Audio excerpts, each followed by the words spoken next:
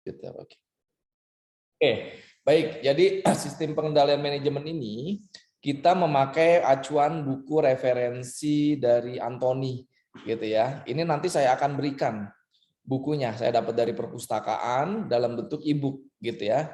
Tapi memang dalam bahasa Inggris. Nah, saya harapkan kalian nanti ya membacalah. Tadi juga ada beberapa slide yang nanti dalam bahasa Inggris, gitu ya. Karena tidak semuanya saya sempat coba terjemahkan gitu. Nah, ini memang tim dosen ya, tim dosen kami, karena ini salah satu kebijakan saya juga, seluruh slide, seluruh materi itu terstandarisasi sehingga siapapun yang mengajar SPM di kelas manapun akan pakai slide yang sama.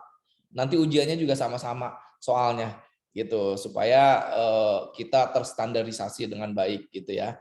Ini jadi nanti kalau saya bagikan bukunya, kemudian juga nanti kita bahas gitu ya beberapa pertemuan, banyak juga studi kasus gitu. Nanti akan saya breakout room nih, kita akan diskusi terkait dengan Google, kita pengendalian manajemen di Google. Nah, nanti kita bahas, kalaupun tidak selesai, kita coba lanjutkan minggu depan gitu ya. Nah, minggu depan saya nggak tahu nih posisi saya kebetulan di Bali, apakah saya dapat melaksanakan secara online atau kita kumpulkan tugas. Nanti kita coba skema pembelajaran minggu depan itu saya akan informasikan lewat WhatsApp group ya. Oke, ini jadi 14 pertemuan ya. Ini saat ini kita di posisi ini. Ya, di posisi nah ini bagaimana pengenalan terhadap manajemen kontrol gitu. Ini yang pertama dulu, karena ini ada 2 pertemuan. Pertemuan berikutnya baru nanti kita designing manajemen control system. Nah, sistem ini berarti kita sudah mulai masuk ke lebih teknis gitu ya. Kalau sekarang ini memang lebih ke introduction, pengenalannya dulu. Oke ya. Nah, untuk pertemuan-pertemuan berikutnya nanti akan kita coba jelaskan tujuan pembelajaran di setiap sesi. Oke.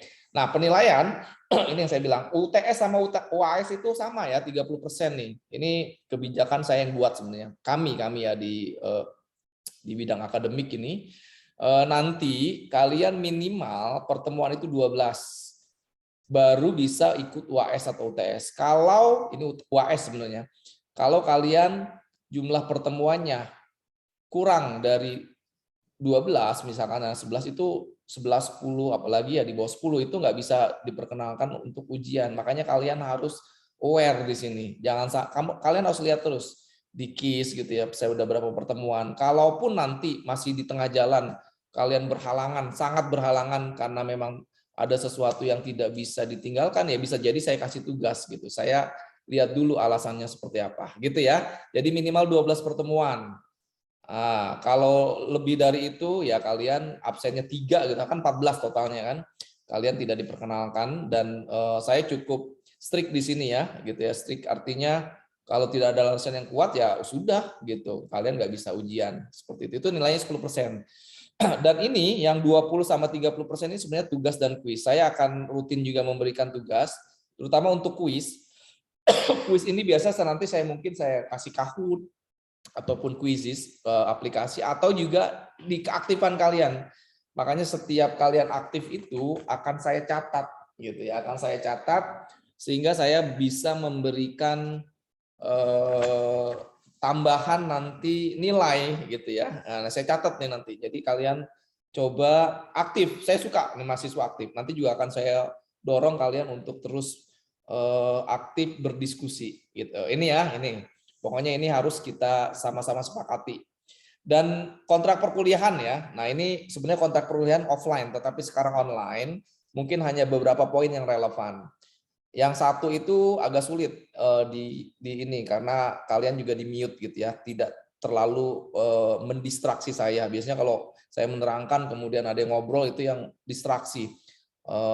Fokusnya pecah, saya gampang pecah gitu ya. Kemudian datang tepat waktu, ini sama relevan ya. Jadi tolong nanti saya akan selalu menginformasikan kapan kita kuliah, metodenya apa, jam berapa dimulai, itu selalu tuh saya selalu saya informasikan. Jadi datang tepat waktu di Zoom.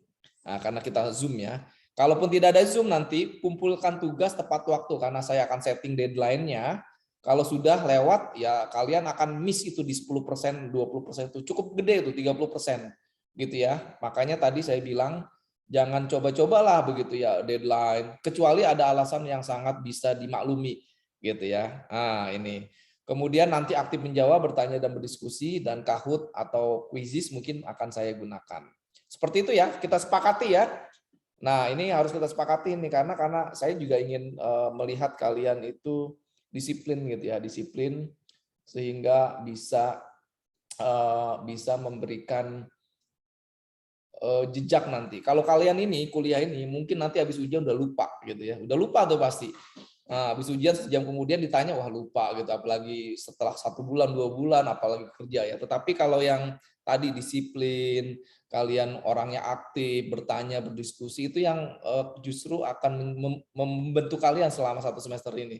Gitu. Kalau semua mata kuliah seperti itu kalian menjadi orang yang luar biasa nanti. Nah, justru di kampus itu ya kita mendidik kalian dalam rangka menggembleng gitu ya supaya kalian punya kualitas-kualitas seperti ini gitu ya, tugas tepat waktu, datang tepat waktu dan sebagainya gitu ya. Oke, kita sepakati ini ya teman-teman semua ya. Baik, selanjutnya kita coba. Nah, ini udah kita mulai nih ya diskusi hari ini ya tadi ya. Pertama memang kita masih memahami konsepnya dulu. Introduction to Management Control System. Jadi saya coba menjelaskan seperti apa gitu ya. Dan ini memang penting ya buat kita karena kalian udah di semester 6 ya. Diharapkan ketika belajar ini sudah mempunyai pengetahuan dasar tadi akuntansi. Karena kita akan membahas banyak terkait dengan akun-akun juga. Kedua adalah cost accounting. Ini penting karena nanti kita akan berbicara masalah profit center, revenue center, dan yang tak kalah pentingnya adalah tadi auditing juga ada di sini. Bagaimana kontrol? Udah belajar auditing belum? Udah belum? Yang ada di sini Elsa udah belajar belum? Tadi baru pagi Pak. Hah? Tadi pagi. Oh ya udah ya, berbarengan. Siapa yang ngajar? Pak Amrulo Pak. Ya, Pak Amrulo itu satu tim dosen juga dengan saya di pengajaran audit. Nah, ini akan digunakan nih, gitu ya, akan digunakan dan kita memang nanti akan ada kampus merdeka ya, teman-teman. Tapi kalian mungkin udah semester 6 ini nggak akan menjalani gitu ya. Nanti di semester auditing kan di semester 4 juga kita udah mulai kenalkan. Jadi di semester 6 nanti kalian bisa mungkin kalian tertarik dunia bartender, ya udah nanti kalian 1 semester bisa kuliah di pariwisata gitu, atau kalian pengen tahu coding programming gitu ya, itu bisa kalian nanti di semester 6 itu kuliah di jurusan teknologi informasi atau sistem informasi. Nah itu salah satu kampus merdeka gitu ya, jadi kalian core kompetensinya sudah jalan dulu gitu ya, jalan seperti auditing, sistem accounting dari principal, intermediate sampai advance. Itu nanti sisanya mungkin SPM akan hilang nih. Mata kuliah SPM ini akan hilang digantikan dengan mata kuliah pilihan kalian mau di mana gitu ya. Bisa juga di kampus lain, bisa juga penelitian. Banyak skemanya ya di kampus Merdeka itu. Nah, ini yang menarik, tapi kalian sayangnya kayaknya enggak deh. Semester 6 ke atas itu udah enggak karena kurikulumnya baru kita terapkan di semester 4 nanti. Semester 4 makanya udah dapat audit juga. Nanti sisanya itu semester 6 mereka 5 6 itu udah magang, belajar di kampus lain, belajar di prodi lain. Seperti itu ya. Baik. Nah, ini saya mau diskusi dulu nih ya. Silakan aja nunjuk tangan kalau yang mau menjawab. Kalau kalian selintas, ini jangan lihat Google dulu nih, nggak usah lihat Google. Kalau lihat Google ketahuan jawabannya, terarah gitu ya. Ini menurut kalian yang terpintas di kalian kalau kalian mendengar kata pengendalian atau kontrol, bahasa Inggrisnya kan kontrol ya. Ini apa sih? Itu dalam konteks apapun, bisa jadi akuntansi, organisasi dan sebagainya. Silakan, ada yang mau menjawab nggak? Pak. Siapa nih? Amila, silakan Amila. Amila Nur Sofia ya. Kalau menurut saya kan kalau itu kontrol ya, biasanya kalau dalam kontrol itu kan kayak perhitungan gitu nggak sih Pak? Perhitungan pengukuran seperti itu. Jadi maksud saya pengendalian itu suatu kontrol dalam perhitungan atau pengukuran pada suatu data atau. Iya. Oke. Ya, nggak apa-apa. Amalia ya, Amalia. Saya tulis salah tulisnya. Amalia. Amila Pak. Hah? Amila. Oh, Amila, udah bener saya ganti lagi. Amila, oke. Jadi perhitungan ya, menurut Amila nih, kontrol ini berasosiasi dengan sesuatu yang tentang perhitungan. Jadi kalau kita harus hitung dulu gitu ya, supaya bisa tahu nih jumlahnya berapa. Gitu kira-kira ya Amila ya. Ya, biar bisa tahu itu kata kuncinya. Ya. Oke, ada yang lain? Bagus Amila. Sudah betul, tapi mungkin mau lebih dielaborasi oleh yang lain. Silakan. Saya Pak. Ya, silakan. Sebut namanya karena nggak muncul nih di saya. Najmi Pak. Najmi, oke. Najmi Samawa ya, ya udah muncul. Najmi, silakan. Menurut saya pengendalian atau kontrol tuh mengawasi. Jadi misalkan kita di suatu perusahaan dikontrol tuh diawasi, dicek gitu sama seorang atau sama satu instansi. Kayak gitu Pak. Oke, jadi pengawasan gitu ya. Apa yang kita lakukan ada pengawasannya. Nah, yang disebut kontrol adalah proses mengawasi, menginspeksi, mengobservasi. Kira-kira gitu Najmi ya. Ya, baik, bagus, bagus. Ya, well done. Satu lagi. Nah, sekarang saya lebih pertanyaan berikutnya nih ya, tapi tetap terkait dengan pengendalian. Tadi mengawasi, kemudian menghitung gitu ya. Kira-kira dalam konteks perusahaan siapa yang melakukan pengendalian nih, kontrol gitu. Coba silakan. Yang orang yang mendesain kemudian melakukan pengendaliannya siapa dalam konteks perusahaan? Karena sudah belajar tata kelola perusahaan kan ya? Sudah belajar. Ya, silakan. Siapa yang mau menjawab?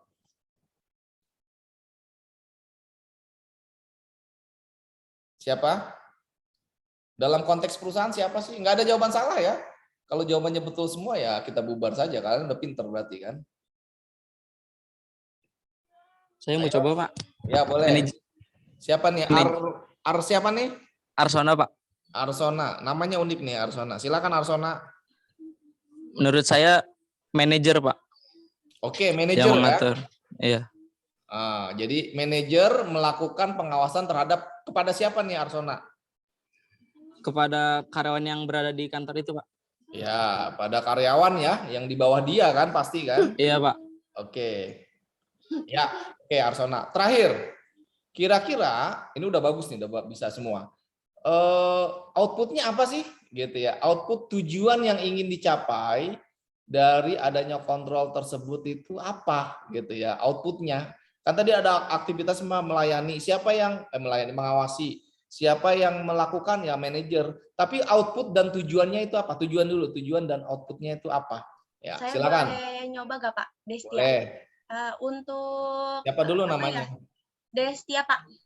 Tunggu, Destia. Oke, Destia Sagita ya. Kalau menurut saya outputnya untuk melaksanakan tugas sesuai arahan nggak sih Pak? Kayak sesuai tujuan perusahaannya itu. Iya. Si manajemen kalau buat ngekontrol, misalkan kayak manajer ngekontrol karyawan buat melaksanakan tugas sampai tujuan gitu Pak maksudnya. Oke, bagus Destia. Jadi Destia ada kata kuncinya tadi. Bagaimana seluruh komponen di situ ya itu mencapai tujuan ya. Tadi kan dibilang gitu ya.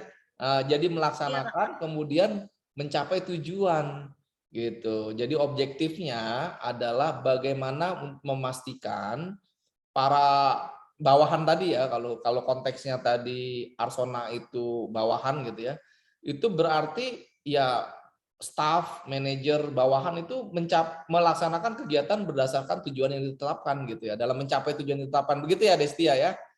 Ya oke, ini bagus-bagus nih, ya oke, baik. Terima kasih atas aktivitasnya dan saya setuju nih sebenarnya gitu ya. Jadi memang ketika kita berbicara terkait dengan pengawasan gitu ya, kontrol tidak lepas dari segi pengawasan. Tadi kata kuncinya itu pengawasan ya. Tapi apa yang diawasi? Aktivitas dalam rangka mencapai itu tujuan gitu. Nah ini menarik nih ya. Mungkin saya kasih sampel aja ya di Indonesia ya. Di Indonesia kalau kalian lihat gitu ya, pengawasan itu banyak banget. Coba ya kalau kita lihat dalam konteks pemerintahan lah. Kita itu diaudit loh, kementerian itu ada audit namanya dari BPK, dari BPKP, dari inspektorat, nanti mungkin KPK juga bisa masuk. itu banyak banget gitu. Sementara kalau waktu saya ngaudit ya, saya kan pernah di Australian National Audit Office juga. Australian National Audit Office itu cuma satu yang mengaudit gitu, eksternal itu ya ANAO itu tadi. Tapi kenapa gitu ya, dengan pengawasan yang cukup baik gitu ya, banyak gitu, tetap saja korupsi jumlahnya paling banyak di Indonesia dibandingkan dengan di Australia. Ini saya coba bandingkan ya, ini sharing knowledge aja. Kalau saya kan auditor juga ya, auditor sudah lama. Di Indonesia itu ketika saya mengaudit gitu ya, hampir saya selalu mendapat temuan gitu. Jadi kan kalau saya ngaudit nih misalkan di kementerian, saya ambil SPJ-nya, saya raba-raba, wah udah banyak banget temuannya. Kadang seperti ini contohnya, biaya makan dan minum gitu ya, biaya makan dan minum. Ada bosnya yang mengawasi, ada aturannya, tetapi akhirnya mereka itu fiktif, banyak banget fiktif. Jadi tinggal kerjasama saja sama restoran Padang. Pak, saya tuh nggak ada kegiatan, tapi pengen mencairkan. Bapak tolong ya kasih kwitansi.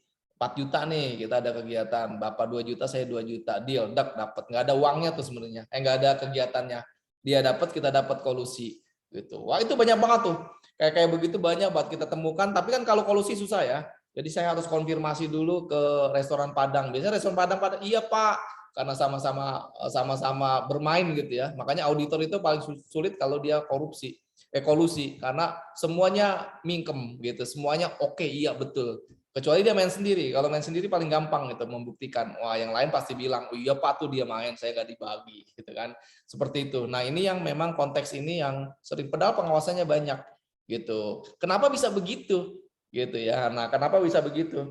Ya karena tadi perilaku manusia. Nanti akan saya jelaskan bahwa seketat apapun pengendalian, kalau human behavior-nya tidak bisa dikontrol, itu percuma gitu, sistem apapun. Nah, contohnya yang tadi di Australia itu sulit banget dapat temuan.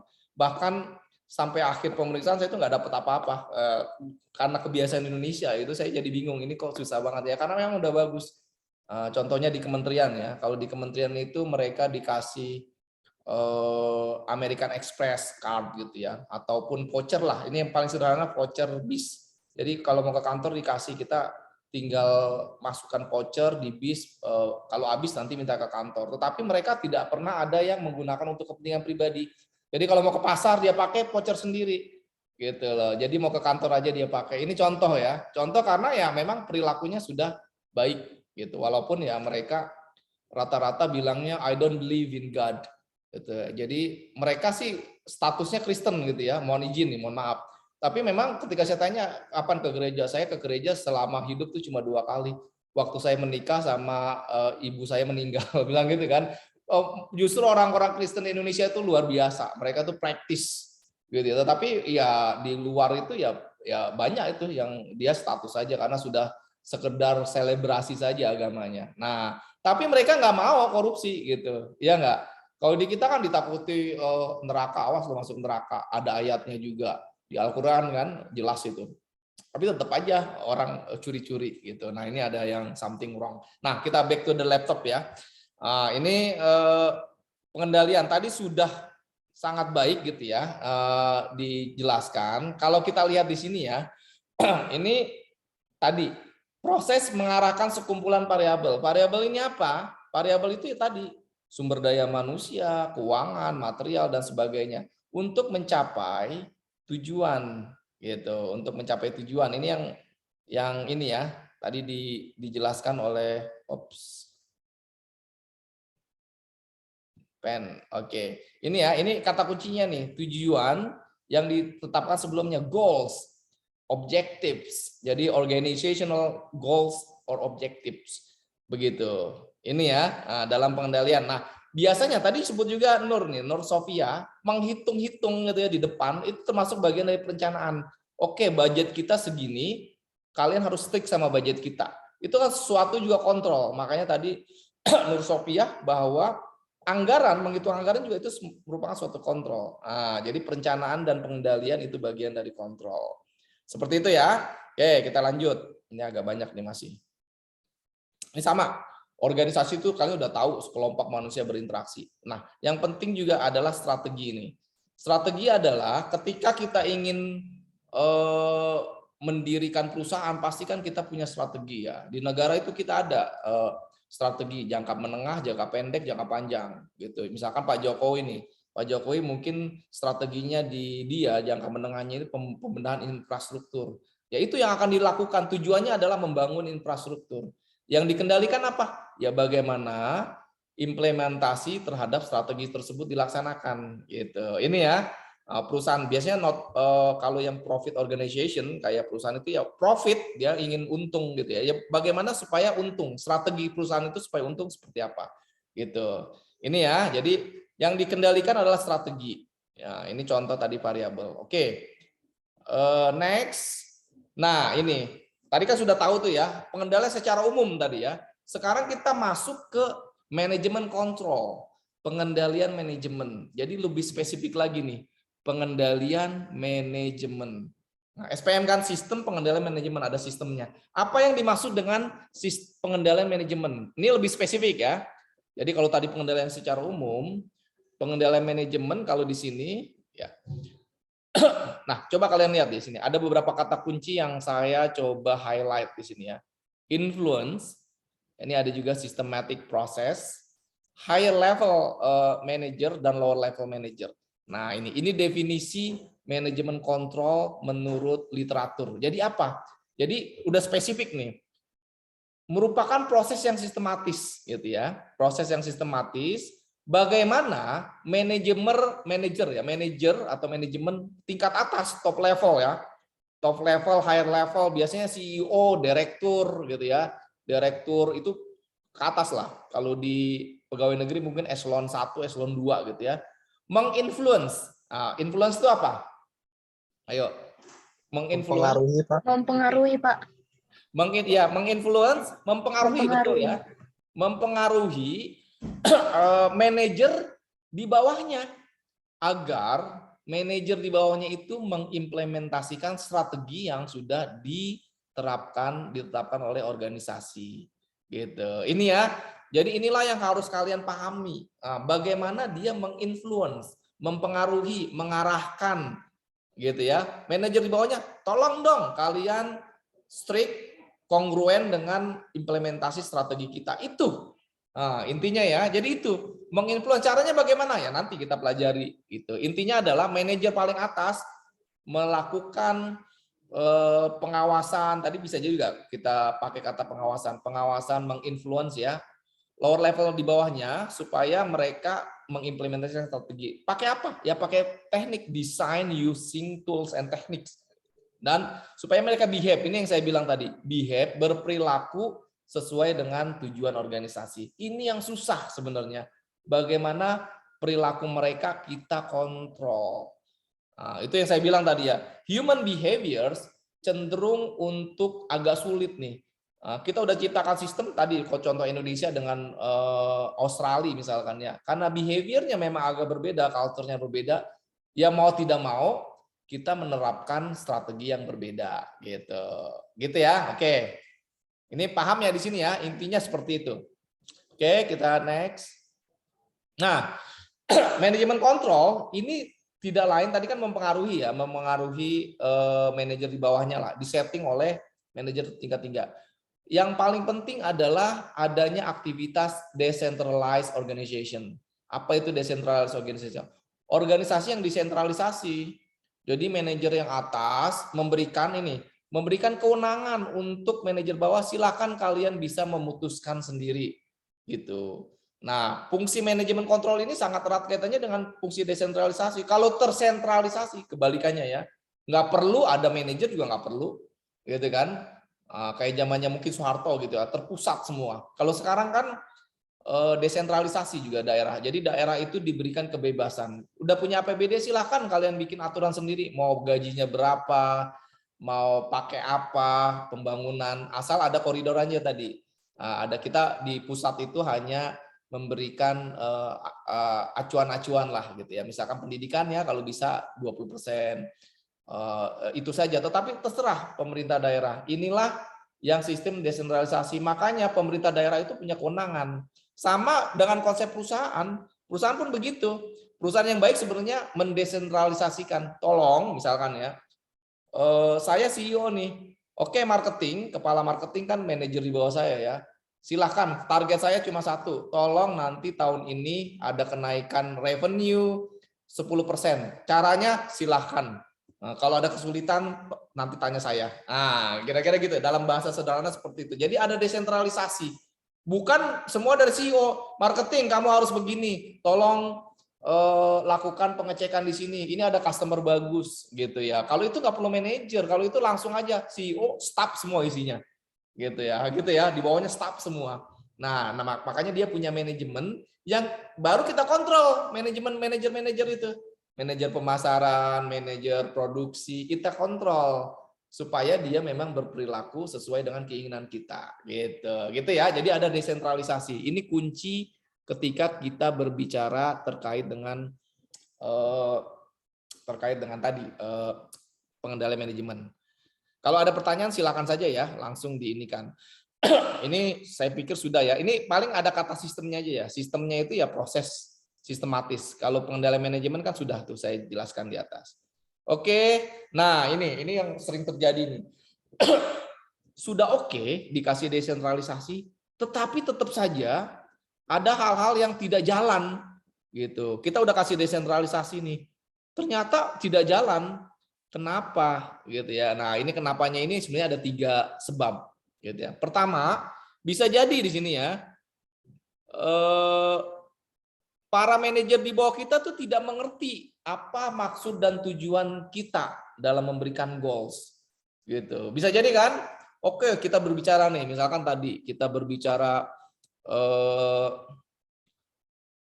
ke bagian keuangan, ke bagian marketing ya. Tolong nanti saya ingin revenue kita, jumlah customer lah naik sekitar 20% tahun ini.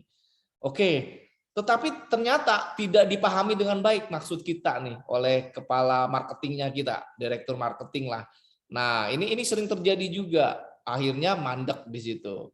Gitu ya. Caranya bagaimana? Nah, caranya ya ini, di-explain strategisnya. Ini kalian baca aja ya nanti ya. Karena ada 2 cara sebenarnya, bottom up sama top down. Ya kalau top down itu ya dari atas ke bawah gitu ya. Jadi seluruh kebijakan dari atas langsung ke bawah. Tapi kalau bottom up, ini dirumuskan dulu di bawah, minta pendapat dulu bawahan. Oh, saya mau menaikkan revenue, bagaimana caranya? Naik, kemudian nanti kita rumuskan di atas. Tapi kalau top down langsung aja dari manajer. Saya mau ini, tolong dijelaskan gitu ya. Ini butuh lama nih memang waktunya, tetapi dapat mengakomodir. Tapi kalau ini cepat, tapi bisa jadi nanti yang di bawah nggak kerepotan karena nggak dilibatkan gitu. Itu ya. Itu yang pertama. Yang kedua adalah nanti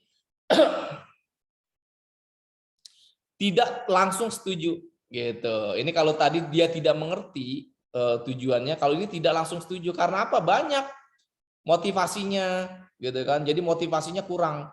Wah, Pak, saya dikasih tugas begini, tapi sebenarnya saya nggak setuju nih. Bukan di saya yang harusnya dilakukan pembenahan, tapi di unit produksi. Gitu ya. Itu bisa jadi dia nggak setuju, tapi ya dia kan nggak bisa bersuara. Kalau di top down itu ya dia terima apa adanya. Jadi akhirnya dia tidak melaksanakan tuh. Dan yang terakhir adalah mereka tidak punya sumber daya memang. Oke. Marketing saya bilang nih, tolong dong naikkan jadi customer jumlahnya 20% tahun ini. Oke, dia mengerti. Dia juga setuju. Pak, tapi saya staffnya cuma 2 gitu kan. 2 orang nih, 3 orang. Saya harus nambah. Kalau tidak diberikan juga ya sudah, saya nggak bisa melaksanakan tugas Bapak gitu. Itu ya. Jadi 3 inilah yang sering terjadi ketika kita minta ke bawahan, manajemen kontrol ini tidak jalan gitu. Tidak dimengerti, tidak setuju bawahan kita, dan tidak ada sumber daya untuk menjalankan manajemen kontrol kita tadi. Seperti itu. Oke ya. Nah, saya pikir dipahamin ya. Nah, sekarang ini apa bedanya manajemen kontrol dengan manajemen secara umum? Kalau kita sering kan dengar manajer. Kalau kalian belajar organisasi tata kelola gitu, perusahaan itu sering dengar ya. Manajer itu kegiatannya untuk planning, organizing, staffing, leading, sama controlling gitu ya. Tetapi kalau manajemen kontrol lebih dari itu. Ya tadi saya bilang dia lebih ke mengawasi tindak lanjut, tingkah laku manajer gitu ya. Jadi beyond dari fungsi-fungsi manajer ini gitu. Ini ya. Oke, ini kita lanjut aja. Nah, sekarang kita kan jurusan accounting nih ya, jurusan accounting. Sering kita mendengar ada manajemen accounting. Selain tadi manajemen secara umum dan manajemen kontrol. Kalian sudah tahu nih definisi manajemen kontrol tadi ya. Bagaimana para top level manager itu mempengaruhi para bawahnya untuk tetap terus strict untuk terus melaksanakan implementasi strategi tujuan organisasi itu ya. Nah, apa sekarang hubungannya antara manajemen kontrol dengan manajemen accounting? Silakan, ada yang mau menjawab nggak? Manajemen accounting. Ayo. Apa itu? Hubungannya langsung ya. Ini kan pertanyaannya apa itu manajemen accounting, tapi saya langsung apa hubungannya manajemen kontrol dengan manajemen accounting? Accounting juga ada manajemennya gitu. Kok masih dipakai gitu ya? Apa irisannya? Kira-kira apa? Saya lagi boleh ke Pak? Boleh. Siapa nih? Amila. Ya, Amila, silakan. Menurut saya hubungannya itu dari sistemnya Pak, karena kan yang berhubungan dari accounting sama pengendaliannya itu dari sistemnya itu sendiri. Oke, jadi dari sistemnya ya. Iya. Ulangi Amila.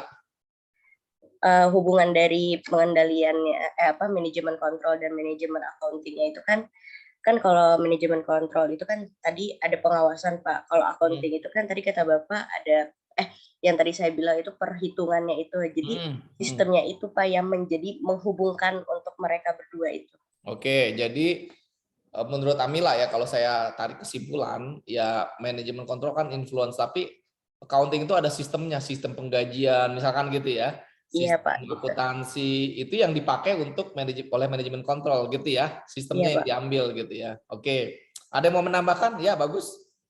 Ada yang mau menambahkan? Saya mau coba jawab Pak. Ya silakan.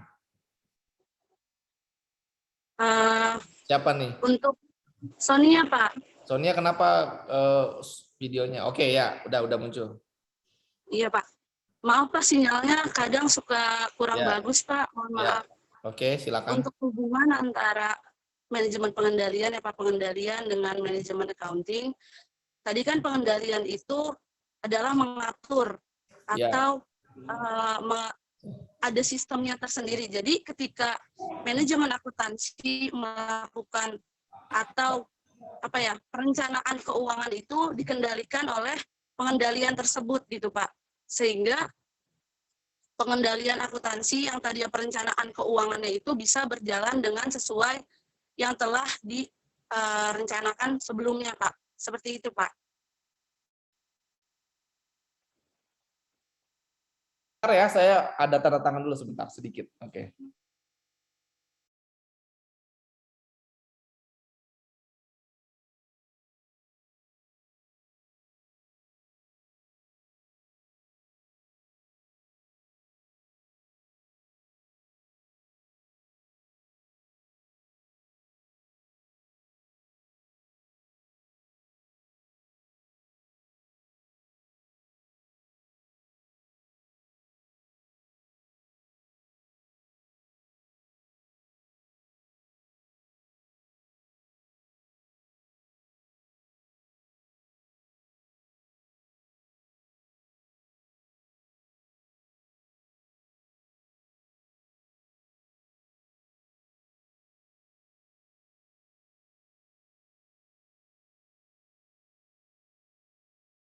Ya, makasih. Berarti saya dapat nangkep lah Sonia tadi ya, bahwa ini ada hubungannya dengan perencanaan gitu ya, Sonia ya. Iya Pak, betul. Ya, betul. Jadi memang ketika kita di depan itu mau melihat ya accounting itu, ini saya langsung jawab saja ya. Ini betul yang dikatakan tadi Amila sama Sonia, bahwa tetap ya kita kan menginfluence human behavior, behavior of human, sama lah. Nah, kalau manajemen accounting itu erat kaitannya dengan cost accounting. Kalian sudah dapat di cost accounting. Jadi tadi yang dikatakan Sonia itu preparation nih, perencanaannya, gitu ya, interpretation sama communication, financial information, Jadi informasi keuangan itu, mulai dari perencanaan, interpretasinya sampai nanti sebenarnya di sini juga ada beberapa ya, nih variance sama analysis of budgeting gitu. Jadi dia memberikan tadi, oke tadi contohnya begini, laba kita tetapkan tahun ini 20%, ya sudah kita stick sama situ. Jadi angka-angka itulah yang kita gunakan. Angka itu kan dari akuntansi kan, yang kita gunakan untuk mengontrol perilaku para manajer di bawahan kita, di bawah kita gitu. Itu ya. Jadi angka akuntansi itu sangat penting dipakai dalam kaitannya dengan kontrol manajemen itu. Oke, siap. Nah, ini penting. Nah, ini kita coba langsung diskusi ya. Nanti mungkin saya berikan waktu ya untuk di breakout room. Tadi sudah dijelaskan berkali-kali bahwa bagaimana manajemen kontrol itu adalah bagaimana nanti behaves inline dengan organization objective.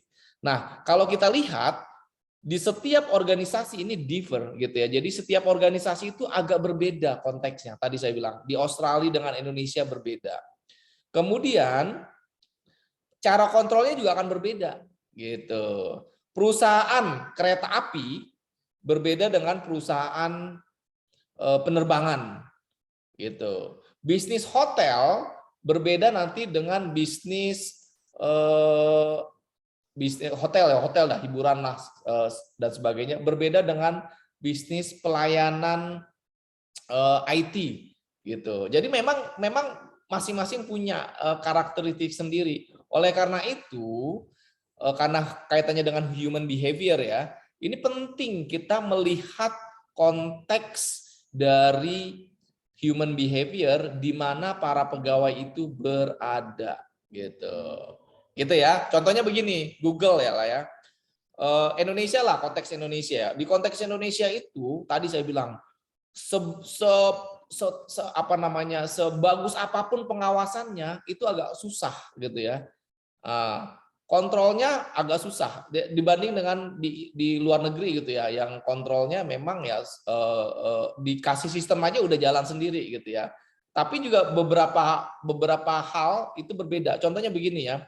Ini saya hanya mencontohkan saja. Sebenarnya di Indonesia tuh bagus banget gitu ya. Para pekerjanya, makanya TKW kita, TKI itu disukai di luar negeri. Pada suka tuh orang Arab, orang Malaysia. Kenapa? Karena tenaga kerja kita itu sangat disiplin gitu. Disiplin dan tidak pernah protes, banyak protes. Contohnya gini lah, saya kan dulu waktu kuliah di Inggris gitu ya, saya kan sempat kerja juga. Kerja di perpustakaan, banyak tempat lah ya nyari-nyari tambahan duit lah.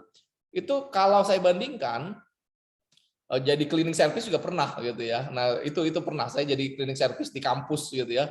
Wah saya mopping apa ya lumayan lah, karena kalau S3 itu kan kuliah tahun pertama 1 semester pertama, sisanya kita cuma nulis saja, ketemu supervisor nanti 2 minggu sekali, kadang sebulan sekali gitu ya. Jadi memang banyak waktu saya. Nah, paling nganter anak sekolah gitu ya, nganter anak sekolah saya langsung kerja di kampus. Jam 3 saya jemput lagi anak dari sekolah gitu. Kadang saya bawa sepeda tuh. Gitu. Jadi banyak waktu luang. Nah, saya bekerja apply gitu ya. Apply itu di situ banyak ada orang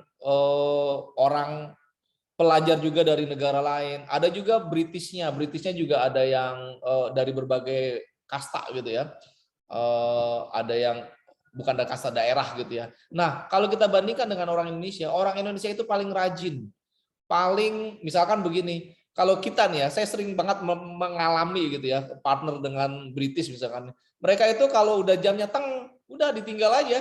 Ini kan belum selesai, saya bilang gitu. Kita udah waktunya nih gitu kan. Ya udah ditinggal saja, sampah ada yang 1 bin itu nggak diambil gitu, ada di mopping di pojok enggak, karena waktu kita udah selesai. Tapi kalau orang Indonesia tanggung nggak apa-apa nggak dibayar, saya pengen bersih dulu gitu. Nah ini orang Indonesia gitu, makanya disukai sama supervisor nih. Supervisor saya aja bilang cari dong orang Indonesia lagi. Selain itu dia nggak banyak protes. Misalkan, wah ada yang cuti, tolong bisa nggak nanti kamu gantiin? Oke, saya mau. Tapi kalau orang-orang sana kan, wah tunggu dulu, saya ada kegiatan nih, gitu kan. Atau mau ditambahin lembur, nggak mau mereka, gitu kan. Kalau kita fleksibel dan cenderung nurut. Nah, gitu ya. Jadi berbeda tuh. Dalam konteks itu berbeda. Jadi ketika kita mungkin gitu ya, kalau kita terapkan kita terapkan manajemen kontrol seperti ini terhadap orang Indonesia gitu ya, itu akan berbeda dengan ketika kita terapkan di perusahaan yang sama di luar negeri. Nah, gitu juga di Jepang. Orang Jepang itu loyal. Jadi kalau bekerja di satu perusahaan itu bahkan seumur hidup dia kerja di situ. Gitu. Loyal banget tuh orang Jepang tuh, gitu ya. Beda dengan kalau di dunia ini saya ya kayak di Anao tuh. Anao tempat saya kerja dulu di Australia. Saya selalu punya partner yang berbeda. Di kursi depan saya itu selalu orang yang berbeda 3 bulan sekali.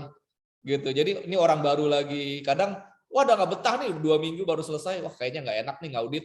Dia pindah ke departemen lain. Jadi turnover-nya tinggi banget gitu. Jadi gayanya berbeda gitu. Kalau manajemen kontrol di Jepang dengan di Australia misalkan. Kalau kita in between lah kalau Indonesia ya. Loyal juga tapi kalau ada tawaran gampang di ini. Tapi kalau orang Jepang nggak, dia biasanya lebih loyal. Itulah etos kerja mereka gitu ya. Loyal di satu perusahaan.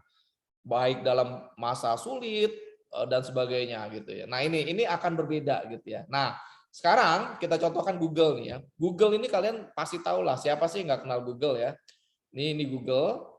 Google ini salah satu company yang sangat terkenal ya. Dia ternyata memang gayanya ini agak berbeda gitu. Nah ini saya coba dari segi culture ini colong kalian cermati karena akan menjadi tugas kalian gitu ya. Akan tugas kalian. Ini hubungannya dengan human behavior dan cultural in organization gitu ya.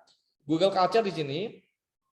Jadi mereka itu memang punya ambisi, misi gitu ya. Misi ini memberikan informasi kepada dunia gitu ya tentang apapun di dunia ini secara global dan accessible dan usable. Ya kayak Google pencarian itu ya, pencarian Google.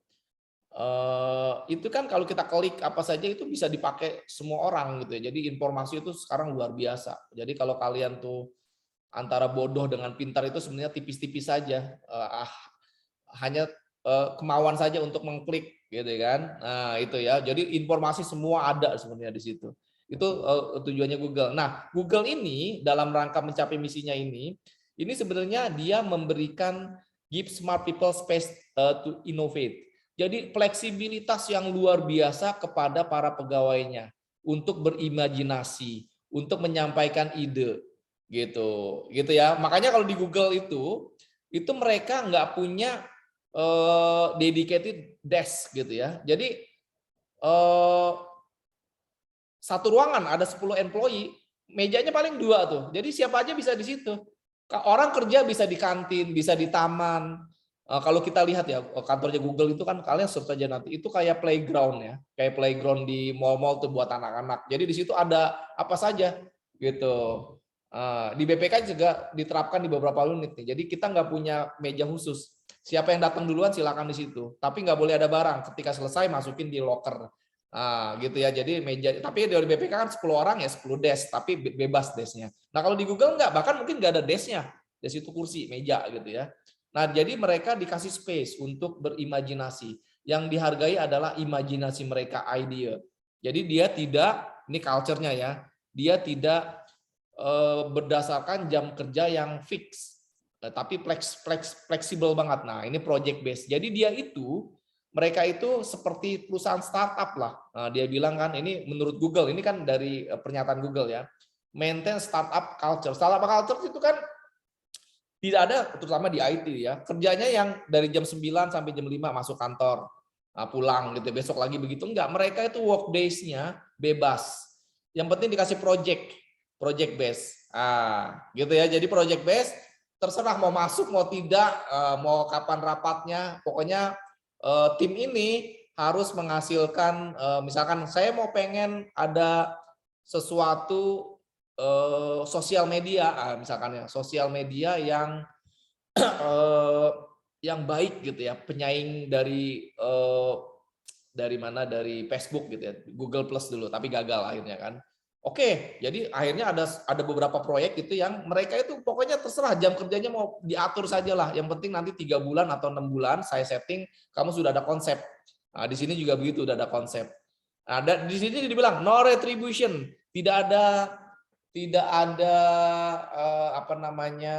ada punishment ketika kamu menghasilkan sesuatu yang tidak sesuai harapan saya gitu. Karena memang bebas. Gitu ya. Yang penting kamu ada output. Nah, ini kan banyak sekali hal-hal yang justru besar karena tidak diprediksi. Jadi sampingan-sampingan saja. Contohnya apa ya? Contohnya mungkin ya, ya mungkin dulu Facebook itu sebenarnya bukan didesain untuk buat Facebook masyarakat. Ini untuk komunikasi antar kampus saja mahasiswa. Kalau tidak salah seperti itu dulu konsepnya. Akhirnya berkembang. Nah, ini karena nggak sengaja aja gitu ya. Ini jadi apapun nanti yang menilai bos lah. Oh, ini bagus nih konsepnya, ini bagus. Tetapi mereka tidak ada punishment. Jadi fleksibel lah. Pokoknya yang penting passionate, self motivated gitu ya. Termotivasi sendiri. Perusahaan itu Google itu trust ke mereka untuk membuat keputusan-keputusan yang bertanggung jawab lah gitu. Jadi mereka itu berdasarkan proyek kerjaannya. Fleksibel, mau nggak masuk sebulan juga nggak masalah gitu. Yang penting nanti proyeknya itu bisa ada outputnya. Ini ya, bahkan kadang bertahun-tahun kan. Contohnya ya ini tadi, ini transparansi ya. Nah, transparansi ini kayak Gmail ya. Gmail ini berdasarkan proyek loh. Jadi proyek di develop, akhirnya muncul Gmail. Ini mungkin bisa tahunan, 3 tahunan baru jadi itu gitu. Gitu ya. Tapi pekerjaannya itu bebas gitu. Dan mereka transparan dan open. Transparan dalam arti siapapun ya kayak di sini ya. Ini bisa berbicara dengan Larry Page, ini pendirinya ya, CEO-nya, sama Sergey Brin, dengan open mic, kapanpun bisa diskusi, karena ruangannya pun terbuka gitu ya. Di sini ada email, apapun sarana komunikasinya bisa dilaksanakan, dan mereka transparan dan openness gitu. Dan inilah salah satu konsep pengendalian human behavior yang ada di Google. Tapi tadi saya bilang, setiap company bisa berbeda. Gitu. Di Indonesia nggak bisa begini, nggak bisa lah kalau menurut saya ya. Dikasih kesempatan ya sudah, saya mah di rumah aja, dan outputnya juga akhirnya nggak ada gitu. Biasanya seperti itu kalau nggak dikontrol ya. Gitu. Oke ya, ini dapat dipahami. Nah, memang karena selain kita setting tadi ya, culture tadi, kita juga manajerial ini perlu memotivasi gitu ya. Ada motivasi. Nah, ini biasanya dimotivasi kalau kita minta mereka, tolong dong kerjakan ini, atau dikasih reward. Tanpa kita minta dikasih reward, dia biasanya termotivasi. Atau ya tadi kita berikan konteks sosialnya di sini. Ini penting ya. Ini biasanya yang informal, bentuknya informal. Contohnya, ini ya, work ethic, management style, culture. Jadi kita misalkan di sini ya, kita kasih aja konteks ada employee of the month gitu kan. Ini masuk juga sih sebenarnya di reward ya, tapi nggak dikasih duit gitu loh. Jadi siapa yang kerjanya paling bagus nanti kita putuskan untuk jadi employee of the month, kita tempel di ruang kerja, wah kita applause, kita apresiasi. Itu salah satu apa tadi yang saya katakan social konteks gitu. Ini ya. Nah, ini contohnya seperti itu ya, spiritnya, pride in doing a good job. Ini juga kalau dikerja di Google, di Apple, orang itu pride, ada rasa kebanggaan gitu. Itu yang kita ciptakan tuh. Kita ciptakan seperti itu sehingga mereka termotivasi nih kerja dengan kita gitu ya. Oke. Next, nah ini yang akan jadi pertanyaan ya. Nanti saya selesaikan dulu, kemudian kita breakout room. Kita kasih waktu 15 menit lah atau 20 kalian untuk diskusi menjawab pertanyaan ini.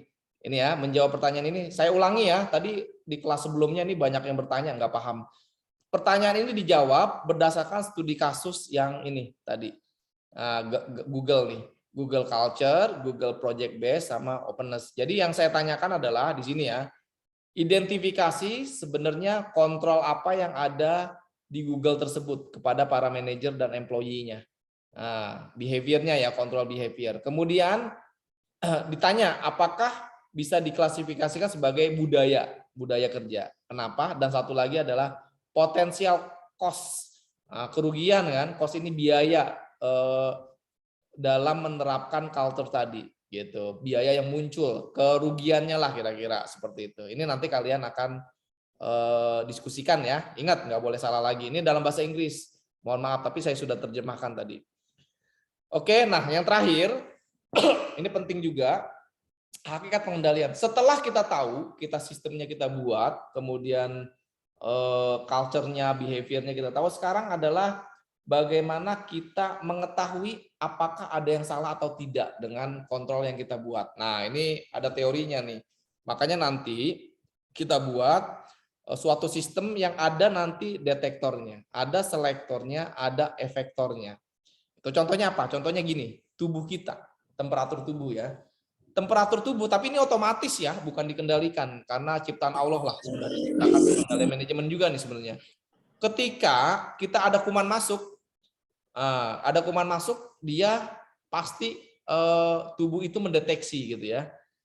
Tubuh mendeteksi. Nah, itulah sensornya yang dibuat sensor kita di badan kita. Nah, caranya bagaimana? Nanti ada asesor. Asesor itu akan memberitahu otak, tolong dong, ini ada virus masuk, tolong dibuat panas badan. Kan kajian medis gitu ya. Panas badan itu sebagai alarm bagi tubuh bahwa tubuh tidak sedang baik-baik saja. Ada kuman, ada sakit, dan sebagainya. Itu alarm gitu ya. Nah, oke, berarti nanti ada asesor di sini. Asesor itu di otak gitu ya. Asesor, wah, ini ada kuman nih.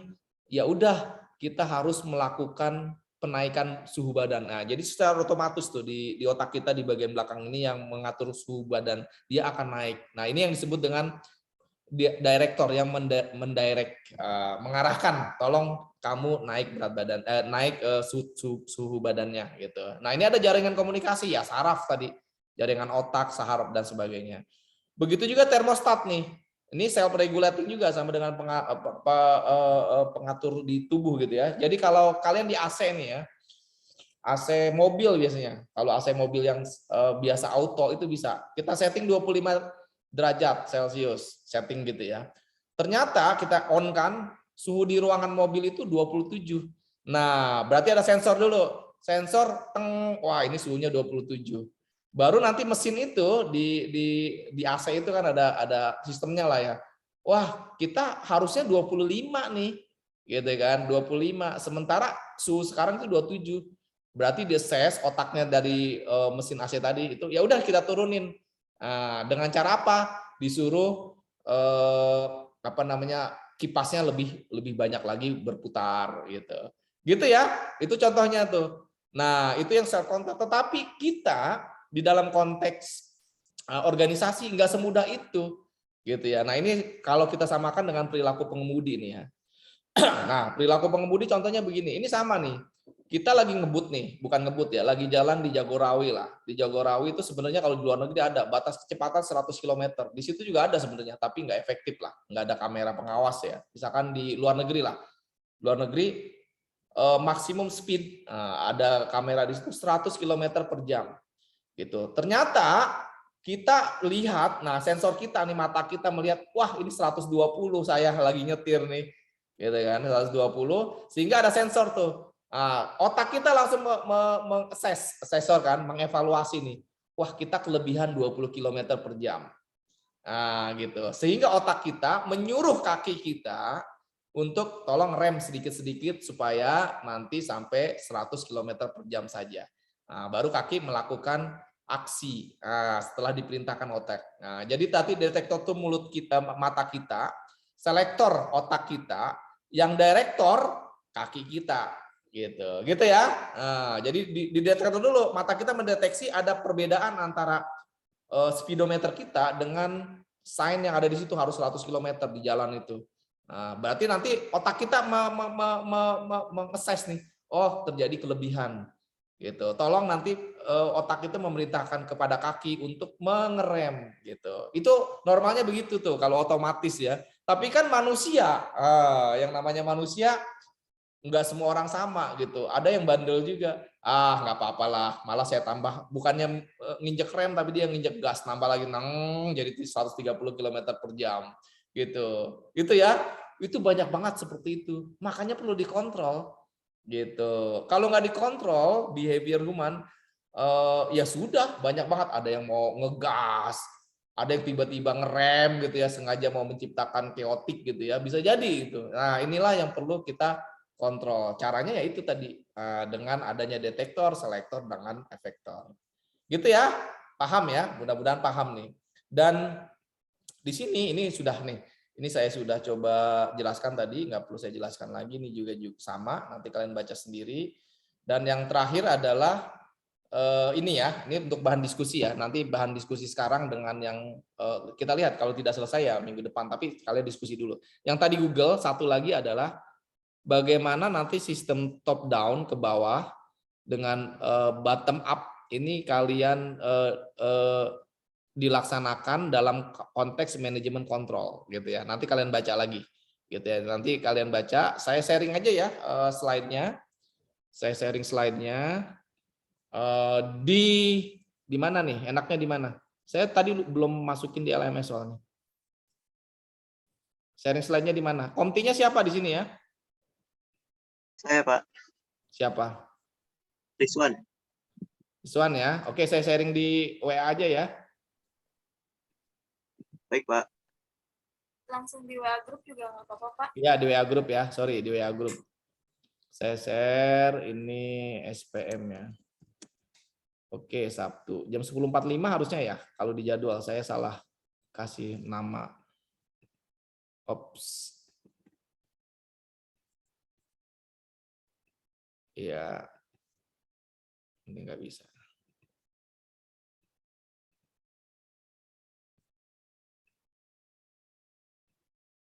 Oke, saya share pakai yang ini aja deh dari HP. Tadi saya sudah share di kelas sebelah juga. SPM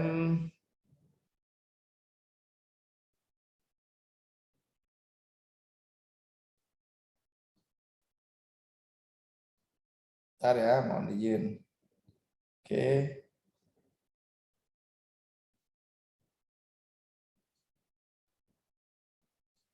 Ya, sudah saya kirim. Nah, saya bagi sekarang ya grupnya ya, sekitar 15 menit saja. Nanti kalau masih ada waktu kita diskusikan. Saya bagi pakai breakout room. Di sini ada berapa orang? Komti? 36 ya. 36 saya bagi 10 grup aja ya. Berarti ada yang 3, ada yang 4 orang gitu ya. Except saya enggak gitu. Oke, saya coba breakout room. Oke, ini otomatis ya dia yang melakukan ini nanti pemilihan siapa anggotanya siapa. Ini jadi anggotanya nanti ya. Assign automatically, assign manually. Oke. 3 sampai 4 partisipan per room. Oke, silakan ya. Nah, kalian diskusikan tadi. Kalian diskusikan tadi yang tugas Google tadi gitu ya. Kalian baca lagi tadi, baca dulu, jawab 3 pertanyaan itu. Itu dulu lah. Nanti kalau sudah selesai yang bawah tadi, yang slide nomor paling akhir. Silakan.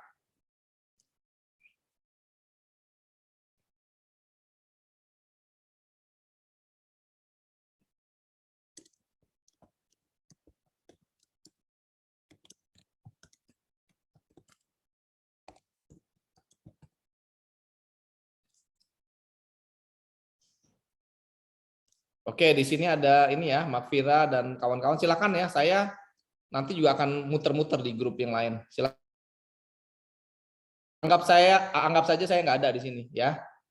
Oke, silakan.